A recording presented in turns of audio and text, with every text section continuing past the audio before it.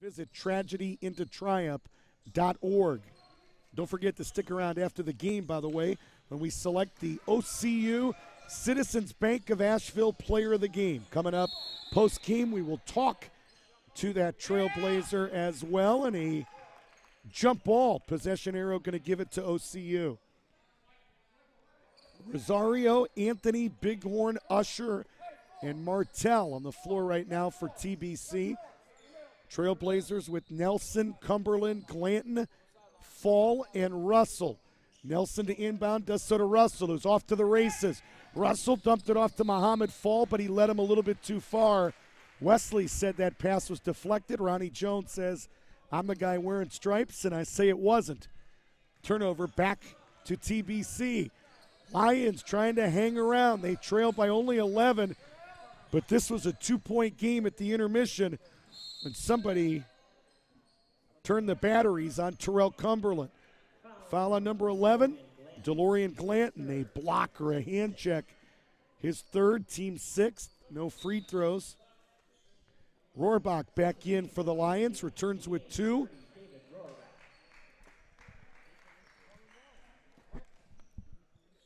Only the 6th foul on the team. Free throws the rest of the way for both teams. 73-62. Left wing Usher to Anthony. Anthony left side. Got the step. Fired a 3. No good. Nelson up high for the rebound, and he kept it high. Good outlet to Cumberland. Cumberland to the right forecourt. Picked up his dribble. Goes right wing to Mo Fall. One lefty to another. Fall to Cumberland. 6:30 to play. Cumberland step back shot. In again. It spun out and then went back down. And Terrell Cumberland with 28 points in this game. Just saw a couple of the Grace Bible Tigers. Matt Kurtz over there shaking his head in disbelief as Cumberland continues to fire away. 76-62. Usher going to try to answer with one of his own, and it never got there, and the ball out of bounds to OCU. 6 minutes exactly to play. Again, this was a 32-30 game at halftime. You do the math. OCU has scored 44 here in 14 minutes, and Russell caught it, and he traveled. He sure did. Got off to the races without dribbling the basketball, and that's a no-no in this sport. 44 points in 14 minutes for OCU. 76-62. Trailblazers by 14. Left wing, it's Rohrbach. Rohrbach's pass intercepted by Fall. Fall to the other end. Left-handed runner is good. 18 for Mo Fall. He, too, having a big final 20 minutes. He's got 11 here in the second half. Right wing, that's Rohrbach. Michael Rohrbach to brother David. Runner on that left baseline, no, but somebody fouled him, and he'll shoot 2. Couple Trailblazers there. They're going to charge it to Glanton. And that's number 4 on DeLorean Glanton. It's 7 on the team.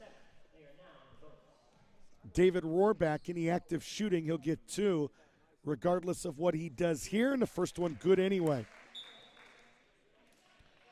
Only 3 points for David Rohrbach. Doesn't average much more than that. 4.6 points per game for the junior from South Dakota. Made 3 out of 4 threes in that big win over Faith Baptist in the regional semis when Trinity having a little bit of trouble getting it going in that game, and they counted on the hot shooting of Rohrbach to send them to the regional final where they beat North Central. 78-64, 5:15 to play. Kenny Cooper coming in at the next dead ball for OCU. A.J. Anthony, a quick breather for the Lions. Nelson underneath, shot no, but Rosario got him on the arm, and James will shoot 2. Second on Rosario, 8th on the team. Nelson was in the active shooting. Gets 2 here. First one is good. Talked about it earlier at one point. I know there's a lot of good players across the country that make big strides every season. But I would say that if there was a most improved player award, my vote would go to this guy right here. Second free throw, in and out. Muhammad Fall, the rebound and the putback. Cumberland forced Trinity out of their 3-2 zone that caused problems. That's one of the storylines as Bighorn took his eye off the ball. And I think the other storyline, the physical play of OCU just wore down the undersized and undermanned TBC Lions. 81-64, still 5 minutes left. Russell 1-on-4, and he ended up turning it over. No, he didn't. They couldn't control it. Underneath, Delph took it right at Lentz and beat Lentz to the basket and put it in. First field goal of the second half for Josh Delph. Lead is 19. Rohrback for three, no good. Fall with a box out, saved it underneath his own basket. And fortunately for OCU, he stepped on the sideline or the baseline. Young players listening to the broadcast, no, never save it underneath your own basket. Lentz, quick catch, left block shot, no good, out of bounds. Initially, the call was OCU's way, but it'll stay with TBC. OCU 25-9, 12-0 in Mid-East Region play. Trinity 18-15, 6-1 in the North Central. Trailblazers went 13-2 this year against Division II opponents, winning by an average margin of 20.3 points. Shot up close, no good. Cooper, a rebound and an offensive foul as he hit one of the Lions with a bow after he got that board. So the rule in men's basketball allows Curtis Christopher to choose the shooter, and he's chosen Nick Lentz to shoot the 2 free throws for the foul, and Nick Lentz puts the first in.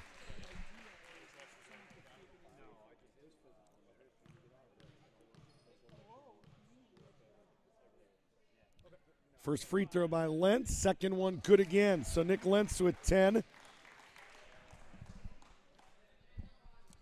think women's basketball, the rule's slightly different. I don't think that the opposing coach allowed to choose the shooter as they do in men's basketball. One of the differences in rules between the two genders. But here, Bighorn unable to shoot him. They choose Lentz, does OCU, and Lentz makes him pay by hitting 2 free throws. 83-66. Now the cleanup process begins, and this is the part that makes me laugh because anywhere else you go, they've got gloves and spray, and we talked about it on Tuesday. There's that same beach towel from Tuesday. Just wipe it up and let's play.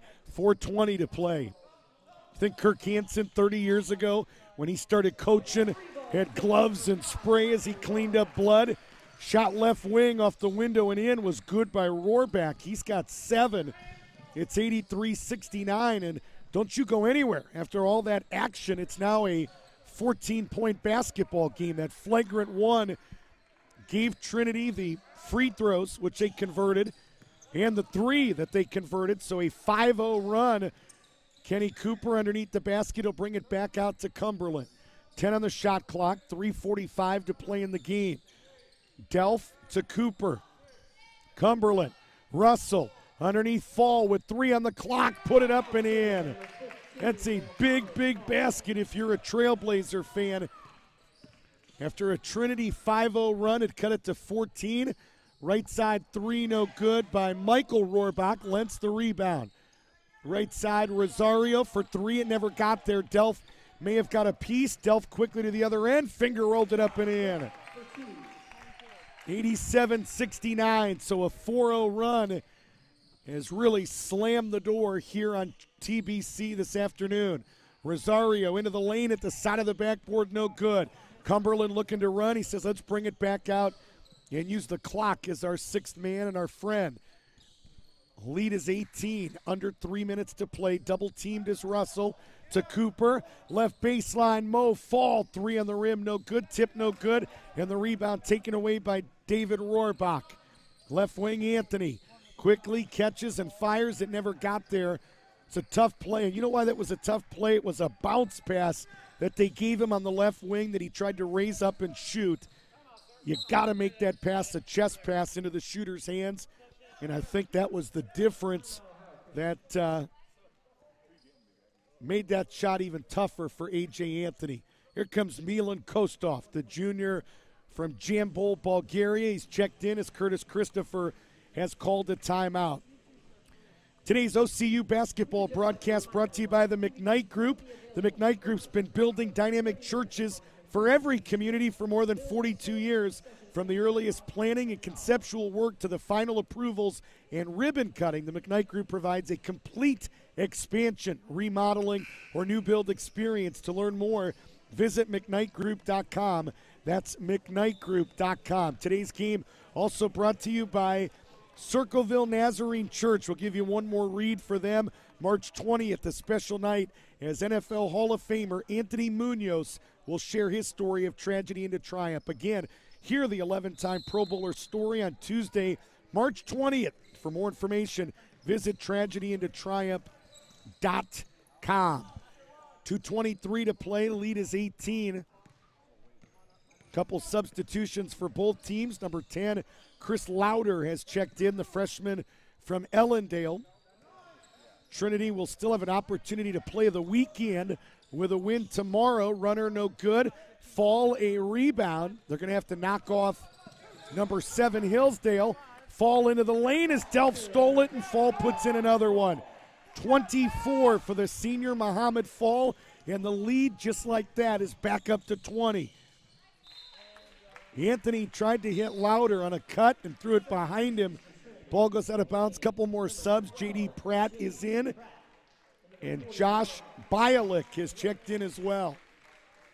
So again, Trinity will play tomorrow at 2 p.m. local time. They will take on the number 7 seed Hillsdale, and a win, and they get an opportunity to play for 5th place on Saturday. The team that loses that game tomorrow is done for the weekend, as 2 seasons ago they eliminated the 7th place game in this championship. 89-69, Ohio Christian will take on the 3-time defending champions Grace Bible tomorrow in this building at 6 p.m. local time, 7 Eastern, back in Circleville. 26 for Muhammad Fall. Stick around after this game is over. We will select our Citizens Bank of Asheville player of the game for Ohio Christian, and we will get a quick thought from OCU head coach Curtis Christopher. Coach Christopher's called a timeout with 1:03 left to play. It does allow us another opportunity to tell you about Ohio Christian. Ohio Christian, if you're looking for a student-focused, values-driven university dedicated to preparing successful leaders, contact Ohio Christian University. Classes begin August 29, 2012. You can apply online at ohiochristian.edu. That website, again, is ohiochristian.edu, or you can give them a call at 877-7-OCU. Again, after the game, the Citizens Bank of Asheville player of the game, the exclusive bank within our OCU championship broadcasts. And as you know, the women's national championship underway at Ohio Christian University. And ironic that the 2 women's teams from these 2 schools play tonight at 8 o'clock. Number 3, Ohio Christian. Number 6, Trinity. Trailblazers will try for the sweep. It'll be a difficult task for Trinity on the OCU home floor. Winner of that game will take on the winner of Maranatha and Valley Forge. Have not heard any updates, but the Valley Forge guys next to me, based on their reaction, don't look too optimistic. Right wing, it's Mike Farrell who has checked in. As we said earlier, Farrell tore his meniscus on the 24th of January. He is oh my goodness, the athlete that Mike Farrell is, to be out there 6 or 7 weeks after a torn meniscus is absolutely remarkable. Right wing, J.D. Pratt. No good. Farrell the rebound. Farrell's just a warrior. He wanted to do everything he could to be a part of this championship team. And you know what? Regardless of what happens, he is a part of it. Farrell, a big key to the building of this OCU basketball program, and turned it over there, did the senior Mike Farrell from Dayton, Ohio. 10.9 left, 91-69. Again, when this game ends, we'll talk to Curtis Christopher as well as our OCU player of the game, and got a feeling it's some guy that's wearing number 3 tonight. Did something kind of special in the second half, and